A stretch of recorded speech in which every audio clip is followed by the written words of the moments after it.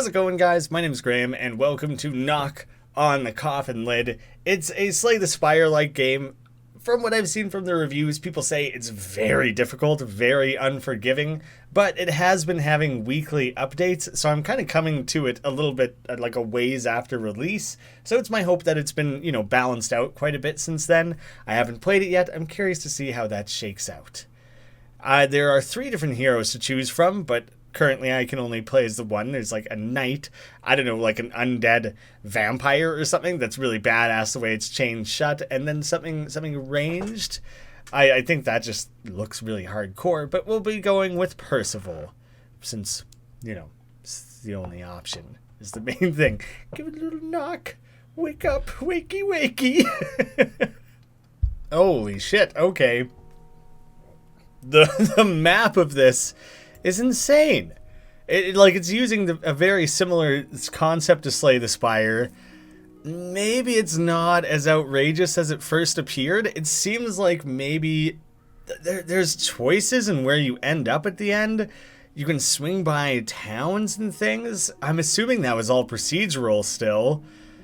Wow, okay. That was borderline overwhelming. But I'm generally impressed.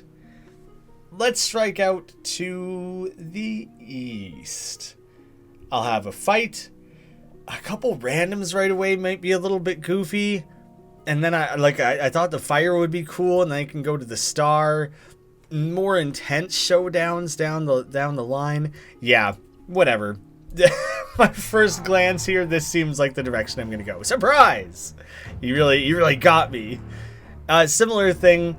It's telling you what the next turn is going to be.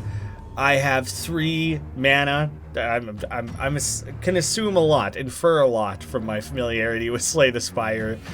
Deals 5 damage 2 times. Oh god, okay, this thing has a lot more health than I was expecting. I really didn't think it would have that much. I was like, first enemy that I've fought, I bet you it'll have like 20, 30 health, something like that. Gain 5 and adaptive. Includes special options to evolve into a different card. I guess I'll do that because I want the block, and then I'll get to see what adaptive does. Did it change? Special options to evolve into a different card. Maybe that will come up later. Like right now, that's not important. It's for a singular battle. It strictly acts as a guard card. Do I maintain guard? That's a little bit interesting too.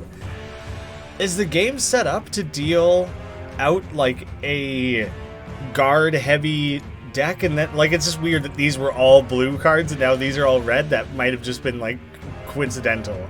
2 exposed to take 50% more damage. I still have quite a bit of guard. I have no guard options actually now that I look at it. Oh, so this is the same, like when I eventually upgrade it, I'll have extra options for that. So it's a later down the line sort of thing. That I'm inferring a lot there, but that makes a lot of sense based on what I'm seeing. Why are you running around with no shoes on? I realize that you were dead. Maybe it's weird to be buried with shoes on, but like, come on, man, you're gonna get your feet all dirty. You're gonna step on like a twig or something. You'll stumble, and next thing you're opening yourself up to some big attack. He's exposed for 2 turns, actually. I'm trying to... Okay, anger. He gains block and strength when losing HP. So there, he would have gained some extra there. So he's going to deal 7 now. Oh, good. I do still have 1 mana. I'm going to go ahead and take that opportunity for a quick... Oh, I have 2 different things here. I have armor. At the end of the turn, gain 1 block for each armor. Lose 1 armor. Oh, so armor and block, totally different. I was misunderstanding how the guard functioned in this game. So block is temporary, but because I have armor, I gain some of that back.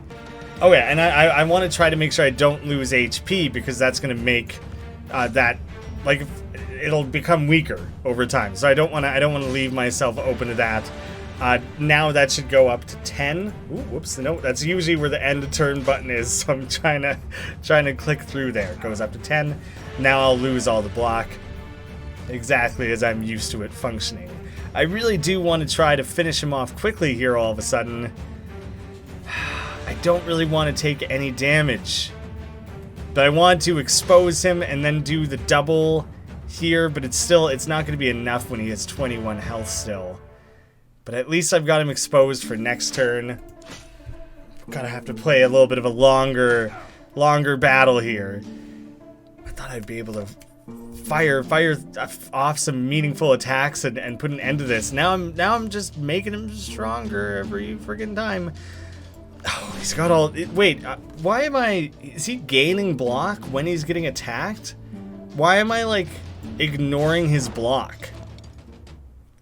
His block didn't make much sense to me. I don't know why that wasn't absorbing damage the way I would expect it to. Take all the gold. Mighty Blow, deal 14 damage. Strength affects this card 3 times. I don't even think I have any strength modifiers. Effective block, burn, gain 3 block and 1 agility.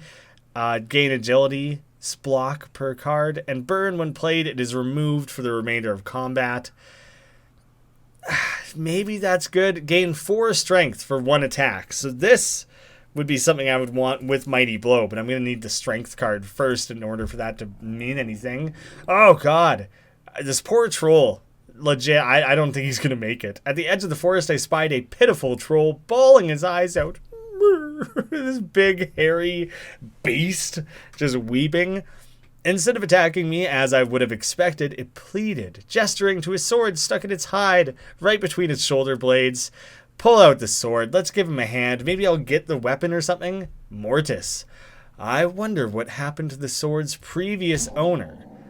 Who was Mortis? Did I get hurt? I grasped the hilt of the sword and yanked as hard as I could, but nothing happened. Well, except for the troll roaring wildly in pain and giving me a great whack to the face. I'll try once more. Trolls are known for their calm and patient nature. Oh, wait. Actually, they are not. Psych! Went to the Borat School of Comedy. Another try, and I really threw my back into it, yet the sword refused to come unstuck, and a second enraged blow came flying down upon me, harder than the first. I was at full health, one more try, the third one's gotta be the charm, right? I pulled it out and kept it. I'd like to think the troll would have done the same for me. It was so grateful it let me on my way without so much as a threat. A sharp sword. Do I have, like, equipment to manage? Like, I have armor that adds armor. Do I get a sword that'll affect cards? Because that would be really cool. I don't think I've played a deck building game where you, like, gear yourself like an RPG. That would be so cool. Attributes? Nope. Description allows for a quick series of attacks. Double blow. And regular dervish deals 8 damage 2 times to all enemies. Yeah, I mean, I'll take it. But what good has that done? I have this regular sword that adds a double blow. So if I equip this one, that'll add... I mean, both have double blow, and it's adding dervish to my deck. That's interesting. So the equipment itself is adding new cards to my deck. I don't even see armor. That's like a thing. I assumed I had a piece of armor that was giving me that armor buff between things. Yes, there's dervish added to my deck. Interesting way that's layered in there. It's weird that it's not like... I guess if it modified every single card, if it made everyone do 1 more damage, that would be like such a crazy swing in overall character strength. But it seems like that would make a lot of sense if enemies have a lot of health and things. In the forest, I spotted a suspicious group of people who were doing something quite odd. In complete silence, they were burying something under a tree. While I was pondering whether I would dig up their treasure or not, they finished their job, packed up, and left to dig it up. Of course, I was too curious, and I just had to dig it up. It was a small coffer. Warily, I opened the lid and rejoiced to find it was full of funny. Luck favors the bold. Awesome. That was a crazy amount of money. Based on, like, the little amount of money I've received so far, it seems like quite a lot to me. Probably this is where I would upgrade a card. I could rest to heal up. I still have 3/4 of my health. Man, the art in this is really good. Do you know, it does drive me absolutely crazy, though, that these aren't animated. I really hate that. For whatever reason, like, they put the time into the fire, but not the banners. That'll come later. It's a later thing. I'll train one of my cards. I'll do one of the attack ones. So here's where it has options. It's not just a matter of, this is adaptive, rather than just saying, all right, it does 8 damage instead of 5 or whatever. You have like these paths of the card. Flourishing Lunge deals 9 damage. Damage from lunges increases by 1. Defensive Lunge, deal 5 damage, gain 5 block. Nimble Lunge, deal 9 damage and draw 1. Oh, interesting. It's like attack. There's like a bar measuring its attackness. I guess that's what that's doing. I like the idea of attacking and lunges getting better. If I were to upgrade another one, the next time around I would do a defensive lunge is my general thinking here. Try as I might, I remember nothing of my first death.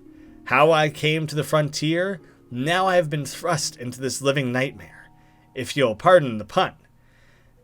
The game booted up in a different language. Unfortunately, didn't recognize which one.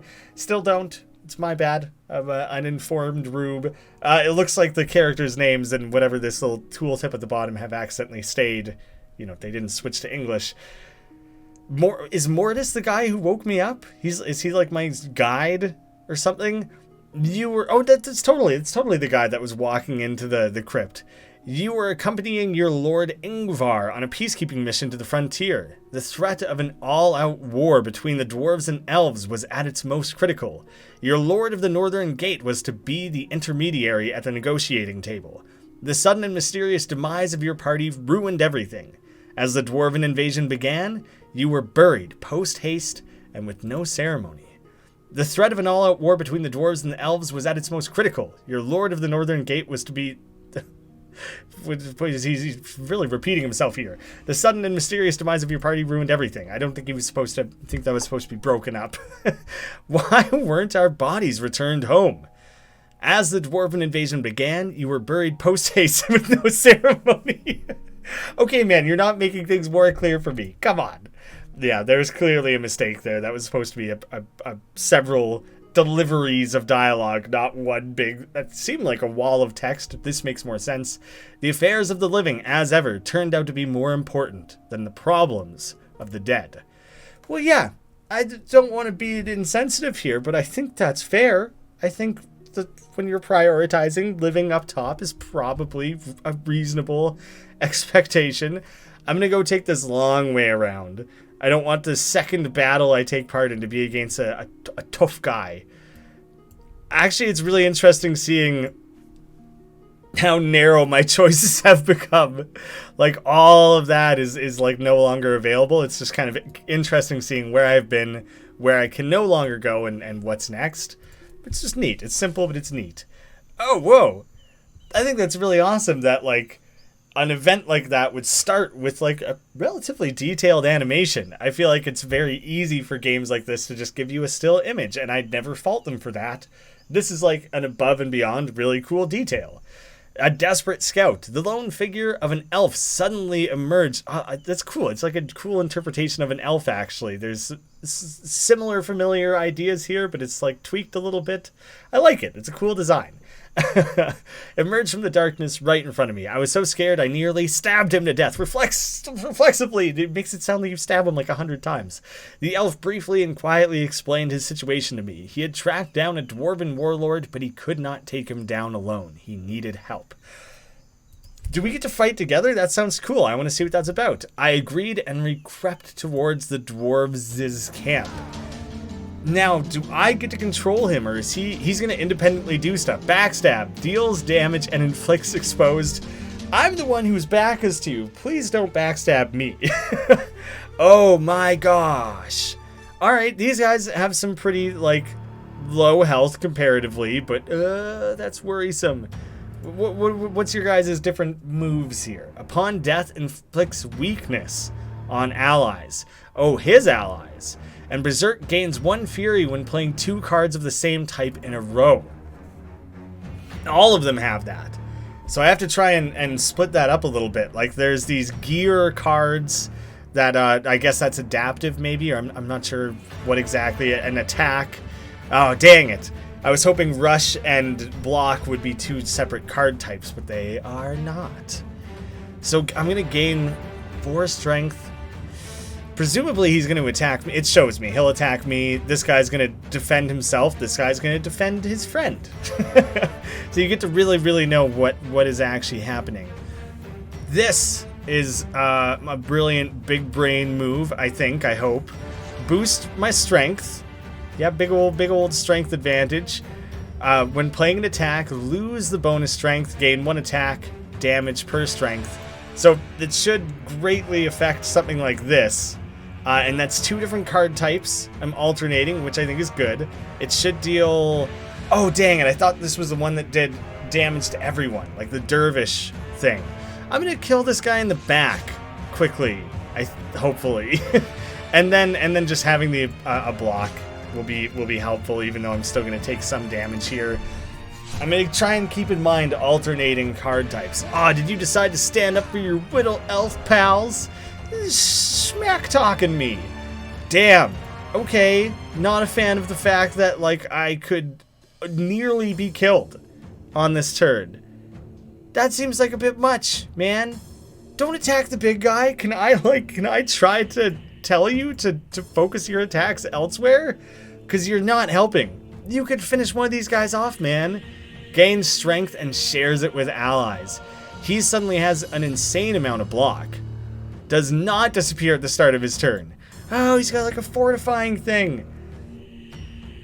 I think we're starting to see the, like, this game might be too hard shit going on. Because that seems really aggressively unfair. Alright, but at least I only have the 1 block, so I better use it. At least I can take out one of these guys, but, like, I'm glad to have 1 down.